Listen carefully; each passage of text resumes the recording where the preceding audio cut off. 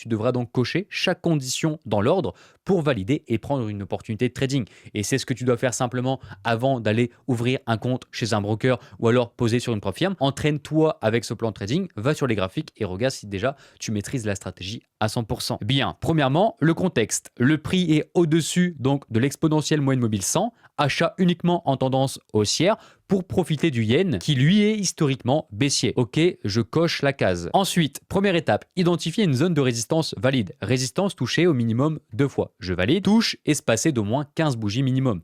Bien sûr, on le verra dans les exemples de la stratégie. Zone pas trop épaisse, donc tracée du haut de la mèche, du sommet, jusqu'au haut des corps. On le verra encore une fois dans les exemples. Ensuite, la cassure. Une bougie verte clôture nettement au-dessus du haut de la zone. Numéro 3, le pullback. La cassure date au moins de 2 bougies. J'expliquerai encore une fois en live. Une bougie noire, donc rouge en fonction de la couleur que vous avez mis sur votre bougie baissière, revient toucher la zone. Donc sa mèche entre dans la zone sans casser par le bas.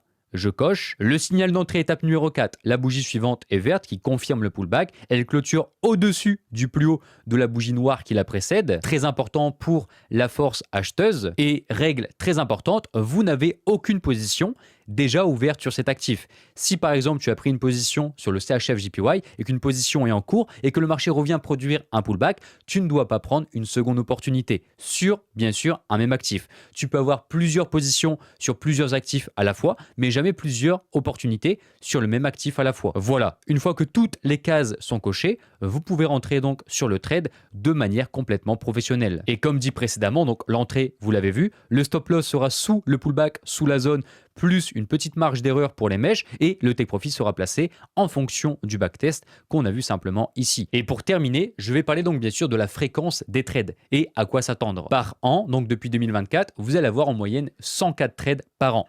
Par mois, vous allez avoir en moyenne 8 trades par mois. Et par semaine, vous allez avoir 2 trades par semaine. Donc, je l'ai marqué ici, environ 2 trades par semaine sur l'ensemble des 8 paires. Chaque paire ne donne que généralement un signal par mois. Le setup est certes très rare par construction, mais c'est pourquoi il devrait être important de ne pas rater un trade. Mais à la fois, ça ne vous prendra que très peu de temps dans votre journée, vos semaines ou même vos mois. Et les résultats apportés de par ces stratégies sont très intéressantes par rapport, encore une fois, simplement au temps que vous allez investir dedans. Bien sûr, je le répète, ce document sera potentiellement mis à jour et téléchargez-le directement dans le commentaire épinglé.